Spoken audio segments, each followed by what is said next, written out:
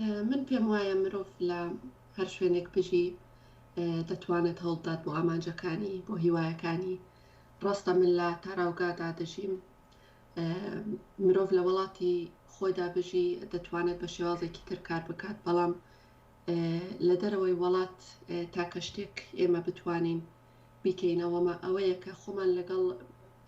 گەلی ئوروپی زیاتر تێکەڵاو بکەین،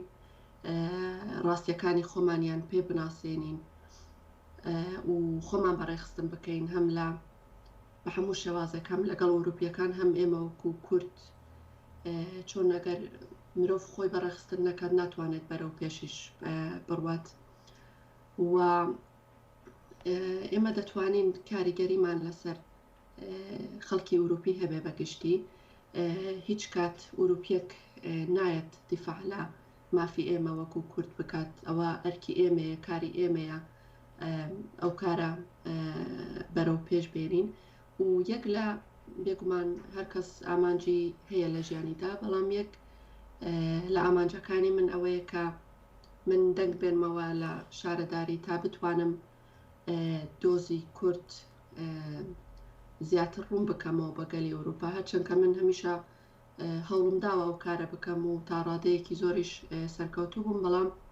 پێویستە کاری زیاتر بکردرێت. هەرچەند کە ئەوەش بڵێن لە 2 ساڵی 2013ەوە گەلی کورد زیاتر ناسرا لە هەموو دنیاە بە بۆنەی ڕۆژاوایە و بە بۆنەی ژنانی ڕۆژاوا و ئەو خەباتەی کە کردیان پێم وابێ هەموو دنیا توانی کورد بناسێت و ڕێزی زیاتر لە کورد گیرا. یعنی لە ڕاستیدا من هەمیشە هەوڵی زۆرم داوە تاکو مەسەلەی مافی ژنان بەگشتی و لە کوردستان بە دنیا بگەێنم، چونکە من خۆم ژنێکم و ئەوە ئەرکی منە وەکو ژنێک، و هەرچەند من هەوڵ بدەم بۆ ئەم کارە هێشتا من لە سەرەتادام،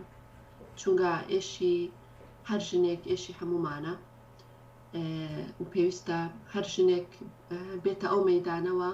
تا ئێمە بتوانین زیاتر ئێشوازاری خۆمان چۆن بڵێن بتوانین چارەسەریان بکەین. من تا ئێستا لە چەندین کەمپین بەشداریم هەبووە،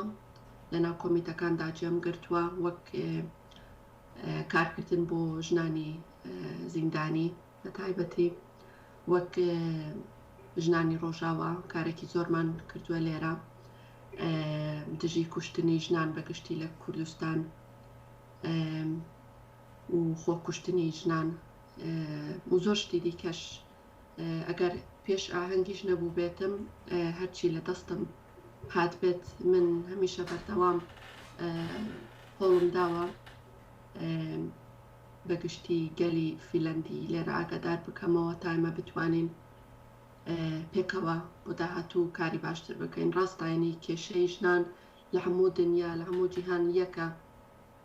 فقط ناوەکانیان فەرقی هەیە، بەڵام گرنگەوەی ئێمە وەک ژن چۆن بتوانین کارێک بکەین کە کێشەکانی ژنان بەگشتی لە جیهاندا هەم بناسرێت هەم چارەسەری بۆ بدۆزرێتەوە. بێگومانەوەش تەنها بە ڕێگای پەروەردە و خۆڕێخستنکردنی ژنان دەگاتە ئامانج.